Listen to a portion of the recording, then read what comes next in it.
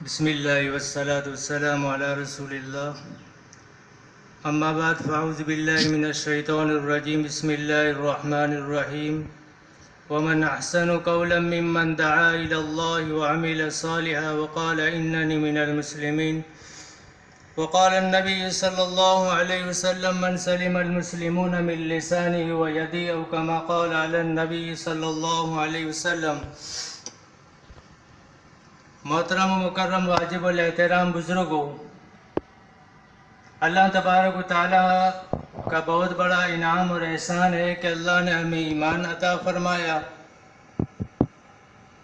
اور زندگی جیسا قیمتی سرمایہ عطا فرمایا، اور حضور نبی علیہ الصلوۃ والسلام کی امت کے اندر اللہ نے ہمیں پیدا فرمایا۔ یہ اللہ کے انعامات ہے، احسانات ہے۔ اللہ تبارک و تعالیٰ کا ہم پر یہ بہت بڑا کرم اور انعام ہے کہ اللہ نے یہ ایمان کی نعمت دی۔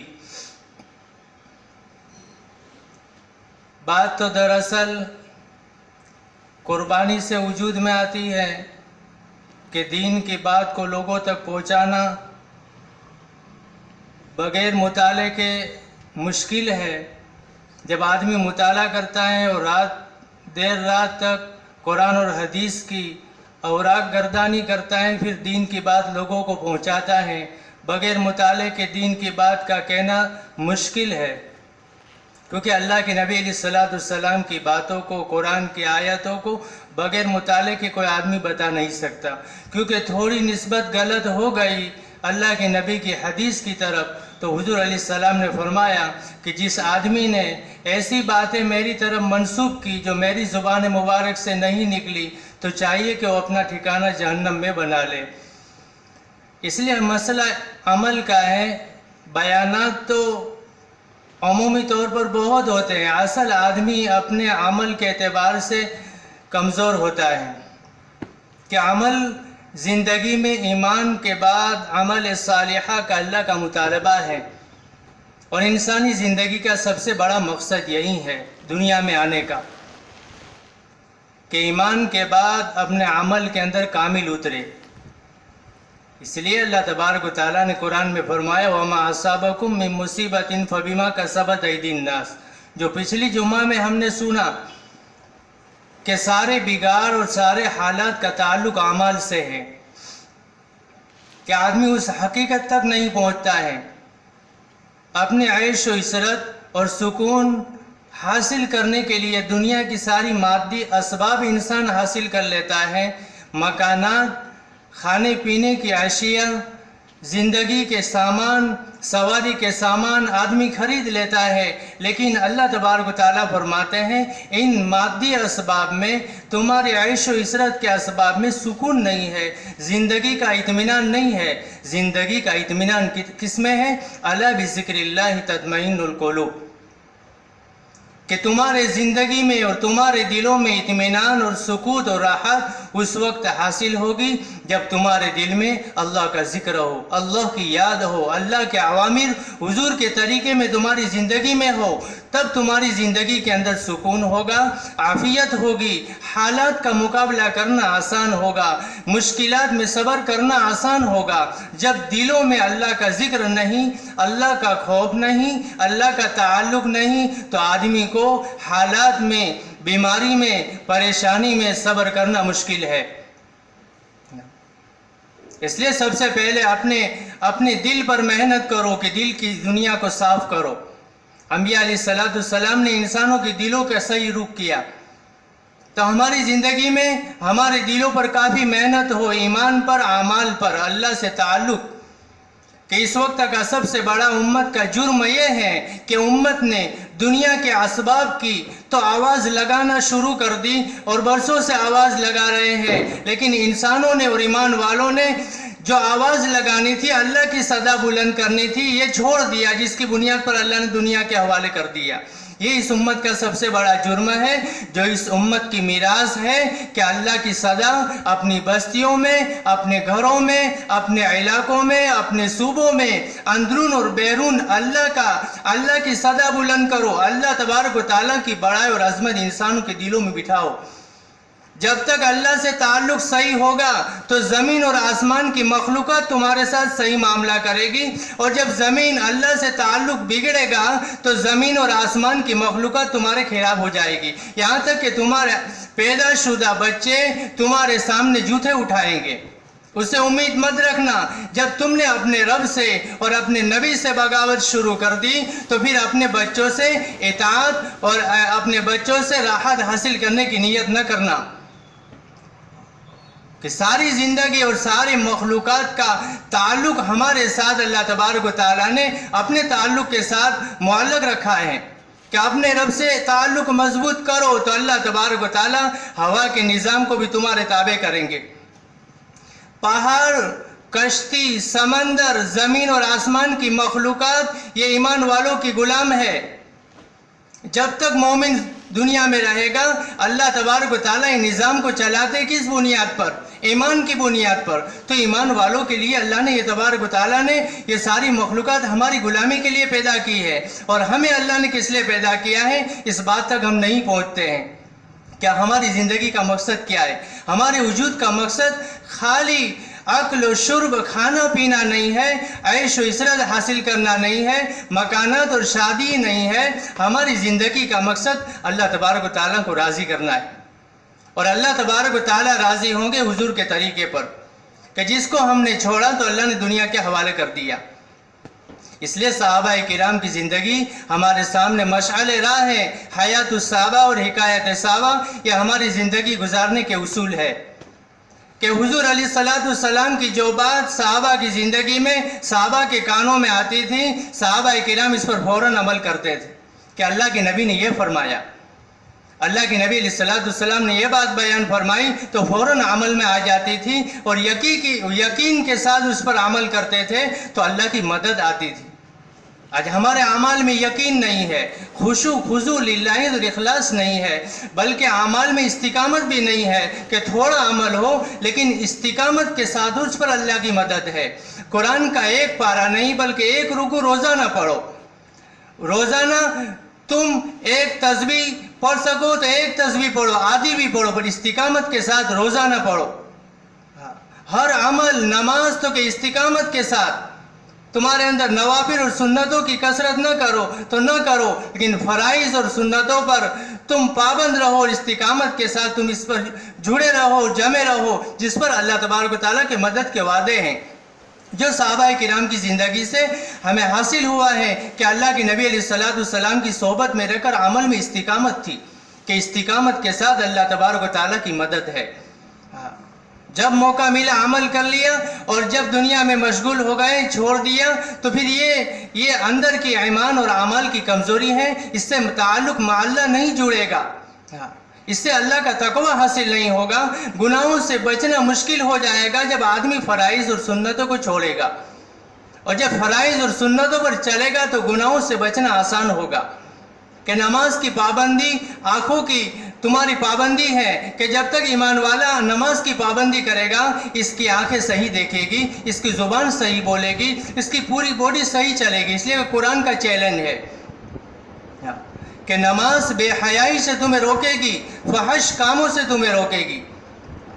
تو اعمال کا تعلق حالات سے ہے، اور حالات صحیح ہوں گے ہمارے اعمال سے، اور اعمال میں اخلاص کی ضرورت اور استقامت کی ضرورت ہے، اور یقین کی ضرورت ہے، کہ یقین کے ساتھ عمل کرو۔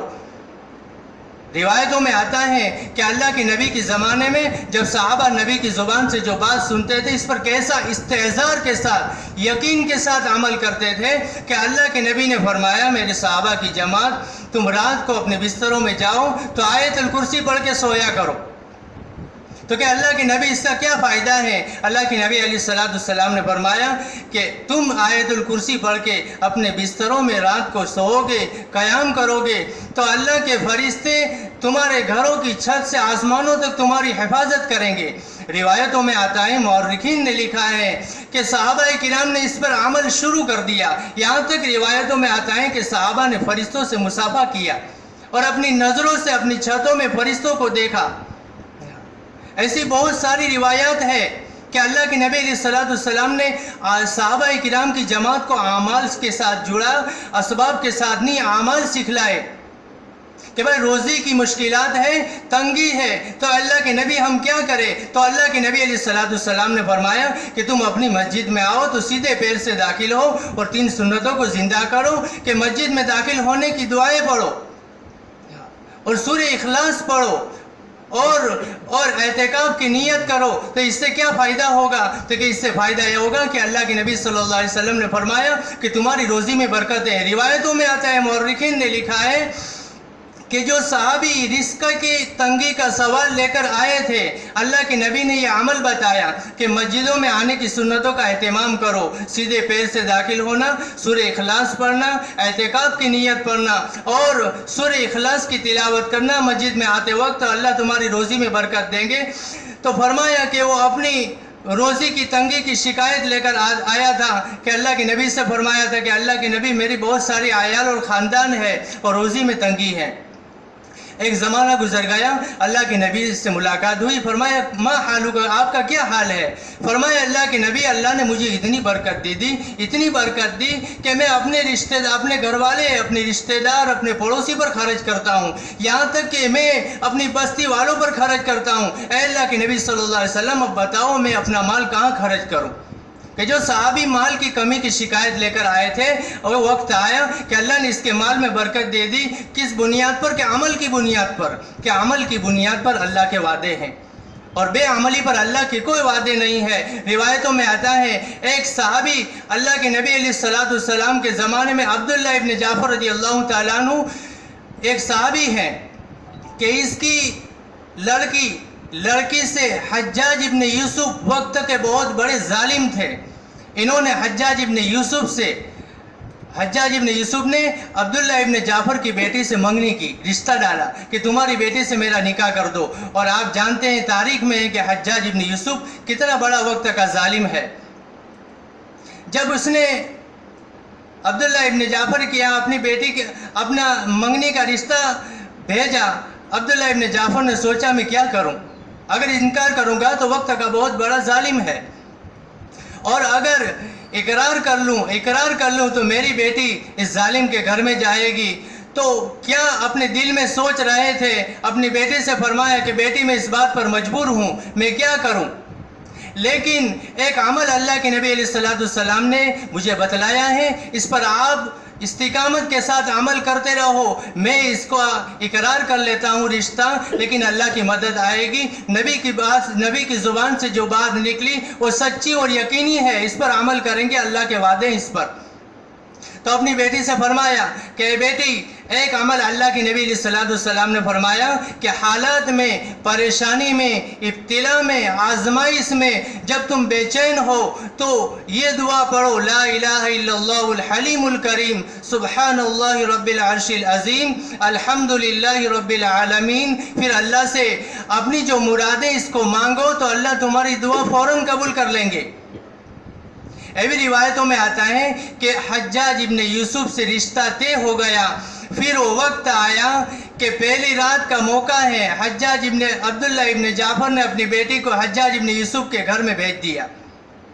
حجاج ابن یوسف اپنی طاقت اور شان و شوکت کے ساتھ اپنی بیوی کی ملاقات کے لیے گھر جا رہے ہیں۔ گھر کے دروازے پر چوکھٹ پر پہنچے تو اللہ کی غیبی طاقت اس کے پیروں کے اندر آ گئی۔ اس کے قدم میں یہ طاقت نہیں تھی کہ گھر میں داخل ہو سکے۔ جس طرح عبداللہ ابن جعفر نے مجبور ہو کر اپنی بیٹی کو حجاج ابن یوسف کے نکاح میں دی تھی، اس طرح حجاج ابن یوسف نے مجبور ہو کر عبداللہ ابن جعفر کی بیٹی کو طلاق دینا پڑی۔ کہ اللہ کے وعدے ہیں کہ حضور علیہ السلام قیامت تک کے انسانوں کے لیے رحمت ہے، زمین اور آسمان کی ساری مخلوقات کے لیے اللہ کی نبی رحمت ہے، اور ایمان والوں کے لیے تو دنیا آخرت کا سر چشمہ ہے۔ نبی کی بات پر عمل کرو گے، اللہ تبارک و تعالی زمین اور آسمان کے فتوحات کے دروازے کھول دیں گے، اور جو نبی علیہ السلام کی اطاعت کو چھوڑے گا اور یقین کے ساتھ نبی کی بات پر عمل نہیں کرے گا تو اس پر کوئی وعدے نہیں ہے۔ اس لیے یقین کی راہ پہ چل پڑے، منزلوں نے اسے ٹھکانہ دیا، اور جو وسوسے سے ڈر گئے قدم قدم پر پھسل گئے۔ اس لیے اپنا تعلق اللہ سے مضبوط کرنے کی ضرورت ہے، اس وقت کا سب سے بڑا عالم یہ ہے۔ اور ایک بات بطور اعلان کی یہ ہے، جو حدیث میں نے آپ کے سامنے پڑھی المسلم من سلم المسلمون من لسانه و یدیہ، کہ مسلمان، کامل مسلمان وہ ہے جس کے ہاتھ سے، جس کی زبان سے، جس کے جسم سے دوسرے مسلمان محفوظ رہے، دوسرے انسان محفوظ رہے۔ کہا اسلام کا معنی یہی ہے سلامتی، تو ہماری زبان سے، ہمارے فعل سے، ہمارے قول سے اور ہماری ہر حرکت سے ساری مخلوقات کو خوشی پہنچنی چاہیے، تکلیف تو دور کی بات ہے، یہ اسلام کی تعلیم ہے۔ تو یہ راستوں کے اندر گندگی وغیرہ ڈالنا اور یہ مری ہوئی مرغی کو ڈالنا یہ بہت بڑی بے ادبی ہے، شعار اسلام کے خلاف ہے، تعلیمات اسلام کے خلاف ہے، اور بار بار ایمان والوں کو اس بات پر متنبہ کرنا یہ ہماری ایمان کی کمزوری ہے، یہ ہماری غفلت اور سستی ہے۔ النظافۃ نصف الایمان، کہ پاکی آدھا ایمان ہے۔ اس لیے اللہ تبارک و تعالیٰ نے مشرکین کو مکہ کی سرزمین میں داخل ہونا حرام کر دیا، کہ مکہ کی سرزمین میں مشرک داخل نہیں ہو سکتا ہے، اللہ کے گھروں میں مشرک اور ناپاک نہیں آ سکتے ہیں، کہ پاکی کی وہ اللہ تبارک و تعالیٰ پاک ہے اور پاکی کو، نظافت کو پسند کرتا ہے۔ بتاؤ ہم نمازیں تو پڑھے، قرآن تو پڑھے اور اللہ کی خوب عبادت کرے، لیکن ہم اخلاق کے اعتبار سے ہماری یہ حرکتیں ہو کہ راستوں کے حقوق جو ہیں، ان حقوق کے اندر ہم کمزوری بتاوے اور راستے کے حقوق کو مارے، کہ راستے میں مری ہوئی چیزوں کو ڈال دینا، مری ہوئی مرغی کو ڈال دینا، اور پھر اس سے گندگی پھیلے گی، لوگ بیمار ہوں گے، کتے وغیرہ راستوں پر چلیں گے اور ایکسیڈنٹ ہوگا اور لوگوں کو ایذاء اور تکلیف پہنچے گی۔ بچاؤ اس کا ذمہ دار کون ہے؟ اس کا ذمہ دار ہم ہے۔ قیامت کے دن تمہاری نماز سے پہلے وزن اعمال میں تمہارے اخلاق تولے جائیں گے، تمہاری زبان اور تمہارے جسم سے جو عمل ثابت ہوئے وہی سب سے بھاری ہوں گے۔ کہ اللہ نے عبادات تو قرآن میں اور حدیث کے اندر جتنی بیان فرمائی، فقہ کے اندر جو مسائل کے اعتبار سے فقہ کی کتاب ہے، اس میں جتنا ایمان اور نماز کو بیان فرمایا، حج اور زکوٰۃ کو بیان فرمایا، اس سے زیادہ اخلاق کو بیان فرمایا ہے۔ کہ اخلاق سب سے بڑا کردار ہے مسلمان کا، کہ ہم اخلاق کے اعتبار سے اپنے آپ کو مسلمان پیش کرے، کہ نماز ہماری مسجدوں میں، روزہ ہمارے جسم میں، حج مکۃ المکرمہ میں، زکوٰۃ ہم غریبوں کو دیتے ہیں، اور اسلام کی دعوت کیسے پھیلے گی؟ ہمارے اخلاق سے پھیلے گی۔ اس لیے اللہ کے نبی صلی اللہ علیہ وسلم کے زمانے میں اسلم و تسلیم ہی صرف تھا، کہ لوگوں اسلام لے آؤ سلامتی پا جاؤ گے۔ اور کیا تھی دعوت؟ سب سے بڑی مؤثر دعوت عملی دعوت تھی، اخلاقی دعوت تھی۔ ان کی زبان، ان کے اخلاق، ان کے معاملات، ان کی بازاروں میں چلنا، عورتوں سے تعلقات، ان کی حیا اور عفت اور پاک دامنی اور اثار اور ہمدردی کے جذبے جو صحابہ میں تھے اور اللہ کے نبی سے جو سیکھا تھا، یہ مشرکین مکہ کے سامنے تھے کہ یہ سب سے بڑے اللہ کے صوفی ہیں، یہ مقدس نفوس ہے۔ تو ہماری بھی اخلاق کی کمی کی بنیاد پر یہ راستے کے اندر یہ چیزیں ڈال رہے ہیں، جس کی بنیاد پر گندگی عام ہو رہی ہے، بیماری اور حالات ہے۔ ہم اللہ کی طرف متوجہ ہونے کی ضرورت ہے اور ایسی حرکتیں نہ کرے، بلکہ اپنے گھروں میں، اپنی زمین کے اندر کھڈا بناوے، اس میں دفن کر دے۔ عموم شارع عام کے اندر کسی کو تکلیف پہنچانا بہت بڑا جرم ہے، بہت بڑا جرم ہے۔ کہیں اللہ تبارک و تعالی ہماری نماز کو، ہمارے روزوں کو اور ہماری نوافل کو اللہ اکارت نہ کر دے ہماری بد اخلاقی کی بنیاد پر، کہ عمل کو کرنا اور عمل کو بچانا، عمل بچے گا اخلاق سے۔ یہ ہماری بد اخلاقی کی بنیاد پر اسلام اور شعار اسلام بدنام ہوتا ہے۔ اس لیے سب سے بڑی ضرورت ہے کہ ان راستوں کے حقوق کو ہم کما حق ادا کریں، راستے میں مری ہوئی چیزوں کو نہ ڈالے، راستے کے اندر تکلیف دینے والی چیزوں کو ہٹانا یہ ایمان کا ایک حصہ ہے۔ اماطۃ الاذی عن الطریق شعبۃ من الایمان، کہ راستوں سے تکلیف دینے والی چیزوں کو ہٹانا ایمان کا ایک حصہ ہے۔ اللہ تبارک و تعالیٰ نے ایمان کی تکمیل راستوں سے تکلیف دینے والی چیزوں کو ہٹا دینے سے کی ہے۔ تو ہمارا ایمان مکمل کرنا ہو تو راستوں کی صفائی ضروری ہے، شارع عام کی حفاظت ضروری ہے، اس میں ہمارا جان مال وقت لگنا چاہیے، لوگوں کو راستہ فراہم کرنا چاہیے، راستہ بتانا چاہیے، راستے کو ہموار کرنا چاہیے۔ تکلیف تو کیا، ہم لوگوں کو راستہ بتائیں گے تو ہم اللہ تبارک و تعالی ہمارے لیے جنت کا راستہ آسان کریں گے۔ اللہ تبارک و تعالی کے سنت سے زیادہ